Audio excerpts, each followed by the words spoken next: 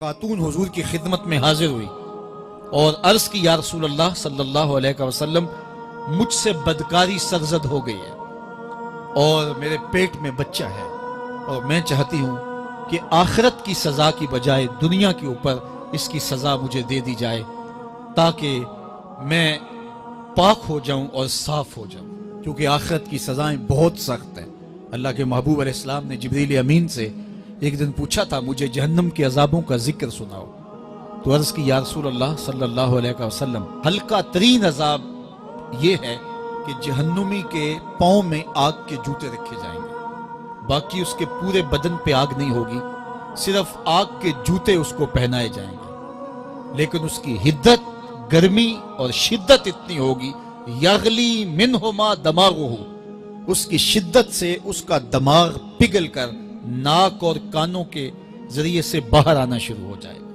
یہ سب سے ہلکے عذاب کی کیفیت ہے، اور جو عذاب سخت ہیں الیاذ باللہ، اللہ تعالیٰ قرآن مجید میں فرماتا ہے ثم لا يموت فیہا ولا یحیا، اس بڑے عذاب کا ذکر کیا جو جہنمیوں کو دیا جائے گا، فرمایا اس عذاب کی کیفیت یہ ہوگی بندہ نہ جیے گا نہ مرے گا۔ جیے گا اس لیے نہیں کہ آگے اور پیچھے دائیں اور بائیں آگ ہی آگ ہوگی، تو اس آگ میں جینا کو جینا تو نہیں ہوگا، اور مرے گا اس لیے نہیں کہ موت کو موت آ چکی ہوگی۔ تو وہ کتنا سخت عذاب ہوگا الیاذ باللہ کہ ہلکے ترین عذاب کی کیفیت یہ ہے کہ پاؤں میں آگ کا جوتا اور دماغ پگھل کے ناک اور کانوں کے راستے سے باہر آ جائے۔ تو اس نے عرض کی یا رسول اللہ صلی اللہ علیہ وسلم میرے اوپر حد جاری کر دیجئے، اور اس نے کہا کہ میرے پیٹ میں جو ہے وہ بچہ ہے۔ اللہ کے محبوب علیہ السلام نے فرمایا جاؤ جب بچہ پیدا ہو تو پھر آنا۔ وہ چلی گئی، تو جب بچہ پیدا ہوا تو گود میں اٹھائے پھر حضور کی خدمت میں حاضر ہوئے اور عرض کی یا رسول اللہ یہ ہے بچہ جو میں نے گناہ کیا تھا، بدکاری کی تھی، آج یہ اس کی نشانی ہے۔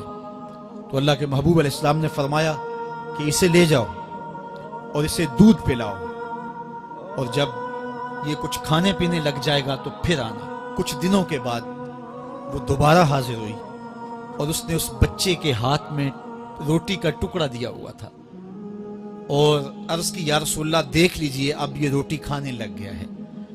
اللہ اکبر۔ تو اللہ کے محبوب نے فرمایا انہیں لے جاؤ اور جا کے انہیں سنگسار کر دو۔ اس کی یہ حد بنتی تھی، اس کو سنگسار کیا اور اس نے خود یہ سزا اپنے لیے قبول کی۔ تو یہ بات ذہن نشین کیجئے کہ یہ وہ لوگ تھے کہ جن سے کبھی کوئی گناہ سرزد ہو جاتا تو وہ جلد توبہ کرتے، اور اس کی بڑی سے بڑی حد اور سزا بھی ہوتی تو وہ بھی کاٹنے کے لیے تیار ہو جاتے۔ میں اور آپ دیکھیں کہ ہماری زندگی میں اگر گناہ ہیں اور ہمیں سچی توبہ کی توفیق بھی نصیب نہیں ہے، اور آئندہ نہ کرنے کا عزم مصمم ہو، پکا ارادہ ہو کہ یہ گناہ زندگی میں دوبارہ نہیں کروں گا، الگ بات ہے کہ پھر دوبارہ اس سے سرزد ہو جائے، لیکن جب وہ توبہ کر رہا ہو تو اس وقت اس کا پختہ عزم ہو، اور اس کے دل کے کسی گوشے میں نہ ہو کہ چلو میں توبہ کر لیتا ہوں اور پھر ہو گیا تو پھر کر لوں گا، پکا عزم ہو کہ دوبارہ یہ گناہ نہیں کروں گا۔ اور اگر زبان سے توبہ توبہ کر رہا ہو اور دل میں ہو کہ ٹھیک ہے یہ تو صبح بھی مجھ سے عمل بد سرزد ہونا ہے، تو اللہ تعالیٰ سے یہ مذاق کرنے والی بات ہے، اور اللہ تعالیٰ سے جو مذاق کرتا ہے وہ کہاں کھڑا ہے وہ خود سوچ لے۔ وہ کیا کسی نے کہا تھا کہ توبہ کی پھر توبہ کر کے توڑ دی، میری اس توبہ پہ توبہ کر اٹھی۔ تو ایسی توبہ نہیں ہے کہ جو رسماً کسی مجلس میں چلے گئے، کسی اجتماع میں چلے گئے تو سب لوگوں نے توبہ کی تو وہ بھی توبہ کرتا رہا، لیکن اس کا عزم مصمم پختہ ارادہ نہیں تھا گناہوں کو چھوڑنے کا، تو یہ توبہ نہیں، یہ مذاق ہے۔ اس لیے اللہ کے حضور سچی توبہ یہ ہے کہ ماں قبل کے گناہوں سے مٹی کے گھروندے پاؤں پہ بناتا ہے اور انہیں مسمار کر دیتا ہے۔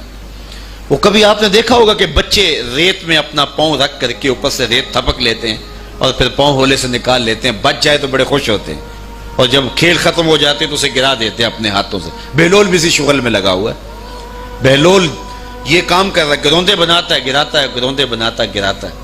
بادشاہ گزرا، پوچھا بہلول کیا کر رہے ہو؟ ہنس کے کہا جنت کے مکان بنا رہا ہوں۔ کہا بیچتے ہو؟ ہاں بیچتا ہوں. کتنے کا؟ 10 روپے کا، سیل لگائی ہوئی ہے. بادشاہ مسکرا کے گزر گیا. دیوانہ ہے، مجنوں ہے، اپنی موج میں لگا ہے. پیچھے سے ملکہ زبیدہ بھی آ رہی تھی. اس نے بھی دیکھا. کہا بہلول کیا کر رہے ہو؟ کہا جنت کے مکان بنا رہا ہوں. کہا بیچتے ہو؟ ہاں 10 روپے کا بیچتا ہوں.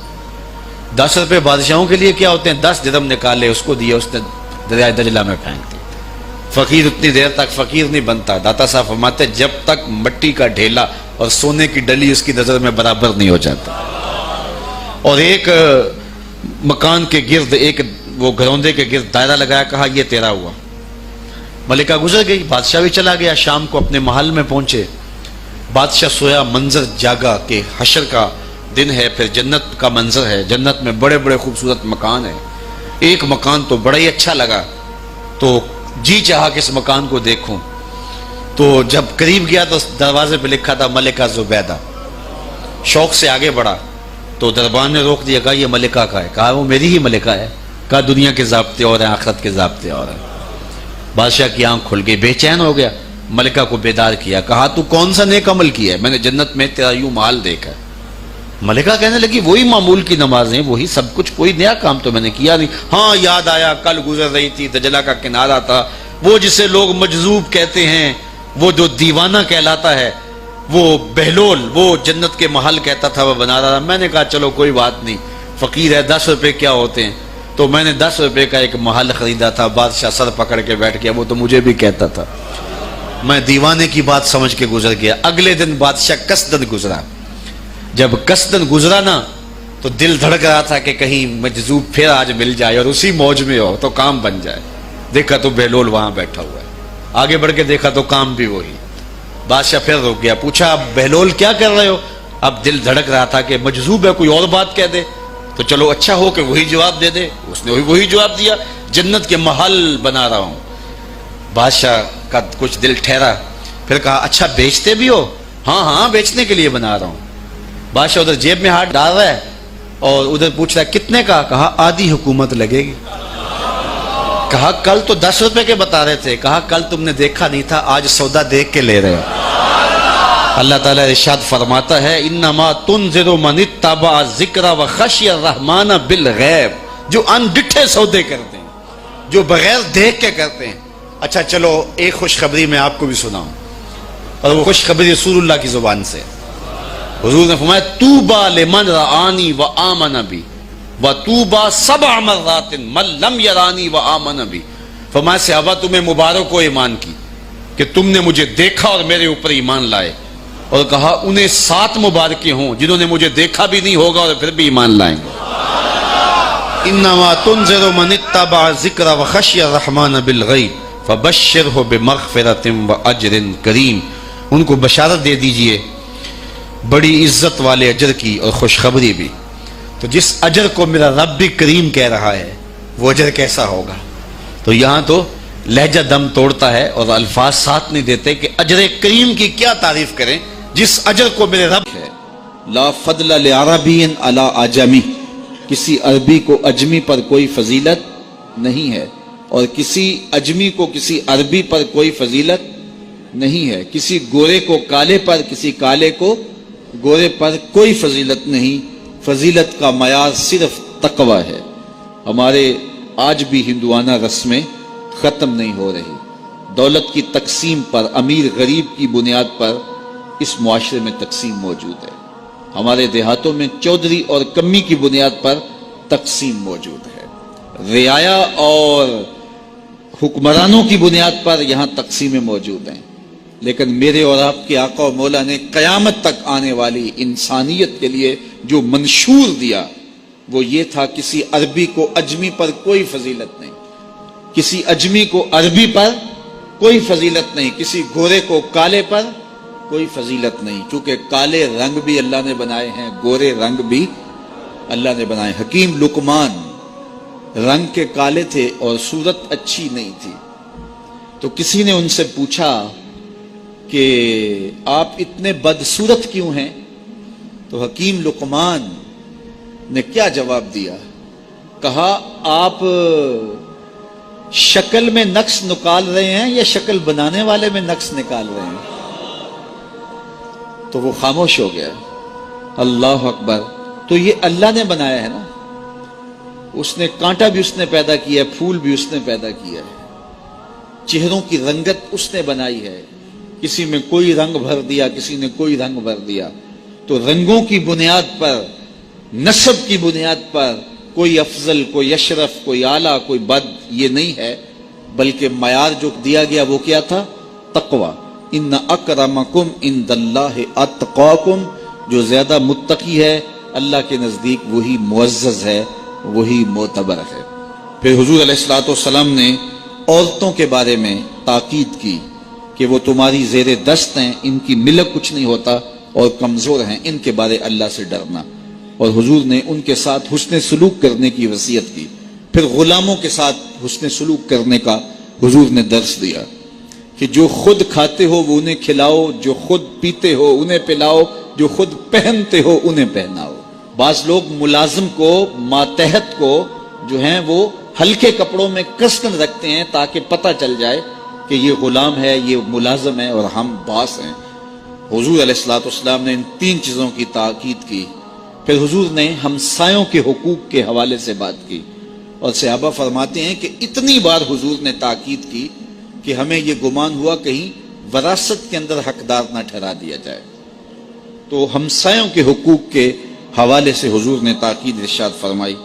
پھر حضور نے 3 باتوں کی تاکید فرمائی. پہلی بات, عمل میں اخلاص پیدا کرو, چونکہ عمل کا خلوص ہی قبولیت کا سبب و ذریعہ ہے. اگر عمل میں خلوص نہیں تو کچھ بھی پلے نہیں ہے. دوسری بات, حاکموں کو وصیت کرنا, جو بادشاہ وقت ہوں, حاکم ہوں, ان کو خیر کی بات کہنا, ان کو بتانا, ان کا قبلہ درست کرنے کی کوشش کرنا, یہ ذمہ داری ہے قوم کے اوپر.